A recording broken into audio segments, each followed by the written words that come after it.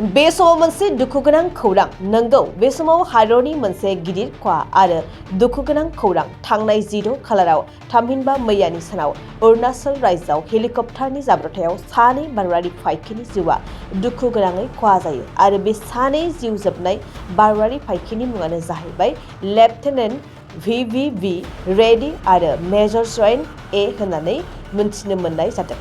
आबुं खौराङाव मिथिनाय बादिब्ला बे जाथाया अरुणाचल रायजोनि सोनाब खामि जिल्लानि हाजो सेराव हरखाबै हेलिकप्टारा मिथिस'यै जाब्रबथाय जायो होननानै भारतारि फाइखिनिफ्राय मिथिनो होनाय जायो।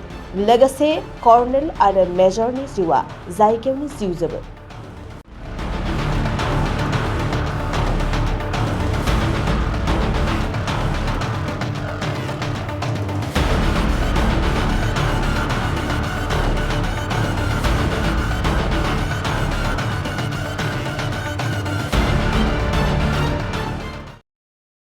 गय गायग्रा आबादारिफोरनि थाखाय मोनसे मोजां खौरां।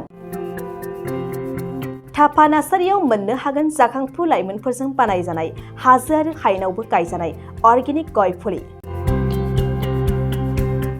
थापा नार्सारियाव अर्गेनिक आदबजों बानायजानाय मोजाङैनो खिलिखांनाय गासै 20,000सो गेरेमसा गय फुलिफोर दं।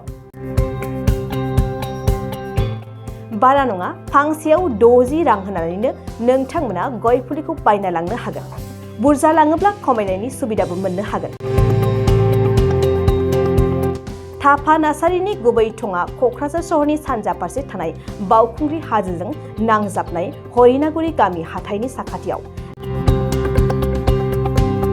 बे अर्गेनिक गय फुलिफोरखौ लांफैनोब्ला नोंथाङा 8011837272 नङाब्ला 9707460226 जानबुं अनजिमायाव थोंजोङै जगाजग खालामहरनो हागोन।